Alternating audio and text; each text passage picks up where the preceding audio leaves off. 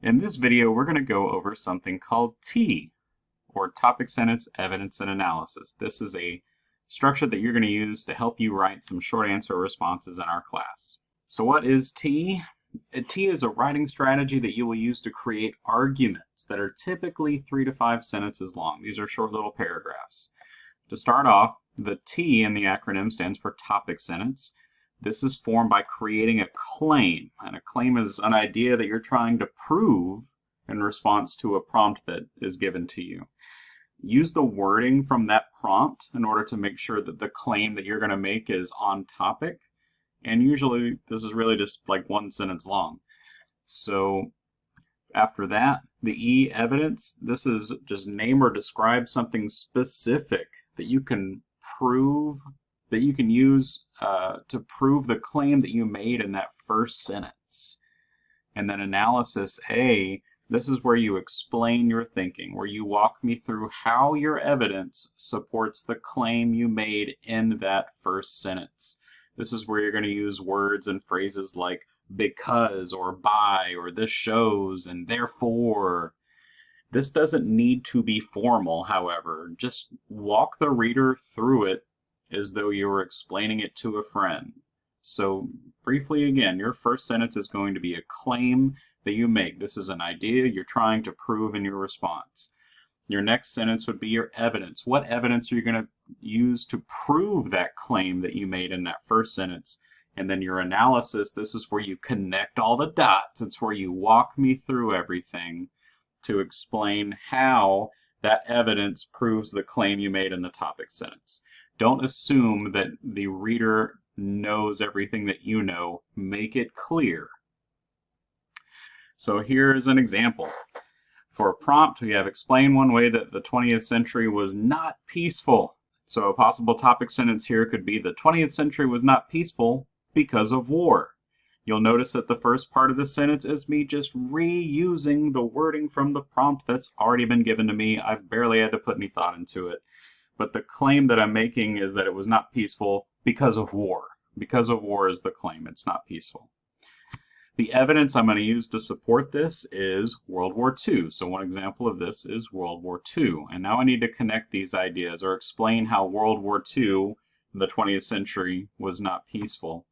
So my thoughts and ideas here are this, very simple. This war lasted from 1939 to 1945, was not peaceful because it dragged people from all over the world into violence and resulted in the deaths of millions of people. This could absolutely be more specific. It could mention specific parts of the world. It could specifically mention how many people died. And maybe some specific examples of violence from the war, but for the purposes of just showing you the structure here, I'm trying to keep it simple. So if you take these things together and you put it together in your short little response, it becomes a short paragraph, just like what you see here on the screen. The 20th century was not peaceful because of war. One example of this is World War II. This war lasted from 1939 to 1945 and was not peaceful because it dragged people from all over the world into violence and resulted in the deaths of millions of people. So that is a very short, to the point example. So let's practice here with a prompt. What is the best fast food restaurant and why? So let's take a second and just think, like, what's your favorite fast food restaurant? What makes it your favorite? So your claim here would be the best fast food restaurant is whatever you're thinking, and your evidence is going to be whatever specific thing you love about it. And then your analysis is going to be your explanation of why. I'll show you an example of what this could look like in a minute, but I want to show you some examples of maybe some responses that don't quite fulfill the requirements of T. So here's one. It just says, they're the best fast food restaurant because they have the best fries. Their fries are always crispy and great with ketchup. What's wrong here?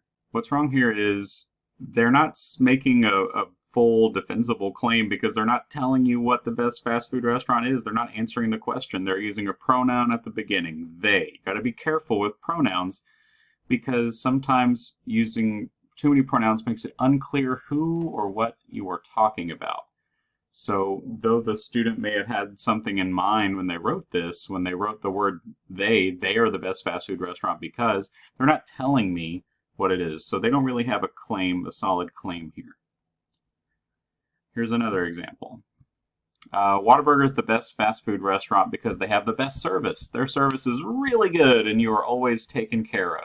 So what's wrong here? So what's wrong here is that there's not really any evidence. Like, what they need to tell us, like, what is good about the service. Like, they have a great claim that Whataburger is the best because they have the best service, but what they really need to give is an example of why or what makes it the best service. Is it because the employees are super friendly, or because their drive-thru is always super fast, or because their orders are always correct, or their restaurant's super clean? They need to give something specific and then provide some analysis for that specific evidence.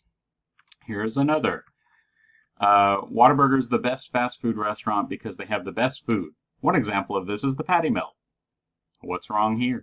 They've got a great claim, best fast food restaurant because they have the best food. They have a specific piece of evidence that they're using to support that topic sentence. They're saying the patty melt is going to be their evidence, but they don't have any analysis or anything to add to this to explain their reasoning or to walk you through their thoughts. There's no analysis here, so this is not a sufficient argument or sufficient T response.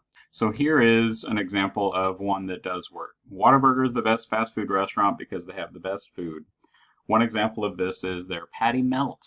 The patty melt is savory and delicious because of the patty melt sauce, which you can only get at Whataburger, therefore making it the best restaurant. So in this short response, you very clearly in yellow see that there is a topic sentence with a claim. The claim is that the best fast food restaurant is Whataburger. The specific evidence that they're using to support that claim is the patty melt. Specifically, the patty melt makes Whataburger the best. But that's not enough. You got to give your ideas, your analysis that puts it all together, that connects your reasoning and your thoughts. And they go into it saying the patty melt is savory and delicious because of the patty melt sauce, which you can only get at Whataburger, therefore making it the best restaurant. It connects those ideas. It connects the idea of Whataburger being the best fast food restaurant because of the patty melt all together. Add some details other me through the thought process. It doesn't need to be formal. It just needs to be understandable. So let's look at some other examples and come up with some responses. So let's look at another practice prompt, that number 2 here. It says, what is the easiest subject in school and why? Here's an example of what we could do. We could say the easiest subject in school is English. That's a claim. I'm claiming that the easiest subject in school is English. Now I need a specific piece of evidence that's going to be used to support that. So we could say one reason why is we read great books in English like Animal Farm. Pardon my grammar. One reason why is that we read great books in English like Animal Farm. And then we can follow it up with books like Animal Farm. Animal Farm are entertaining and make class fun and go by quickly, therefore making English the easiest. Boom. So the easiest subject in school is English. One reason why is that we read great books in English like Animal Farm. Books like Animal Farm are entertaining and make class fun and go by quickly, therefore making English the easiest subject. And then my Animal Farm here should be capitalized, but hey, this is a history class, so I'm not faulting y'all on grammar. So let's look at another one. Number 3 says, what is the hardest part about being a teenager and why? So you might have more insight into this than I do because I'm no longer a teenager, but here is something that you could possibly write about. You could say the hardest part about being a teenager is dealing with your parents. So one example is when your parents won't let you go out with your, friends on the weekends. So you could say that parents sometimes are too controlling when it comes to their teenagers and therefore might limit their activities that they enjoy, like spending the weekend with friends. So the hardest part about being a teenager is dealing with your parents. That's the claim that we're making. Dealing with parents is the hardest part. So one example of that could be that your parents won't let you go out with your friends on the weekend. If you were writing this, you could also make it more specific, like they won't let you go like to a concert or the movies or go out of town or stay at a friend's house. But some analysis here that connects the dots is that parents sometimes are too controlling when it comes to their teenagers and therefore might limit their activities that they enjoy, like spending the weekend with friends. So we got a claim, we have evidence, and we have analysis for it.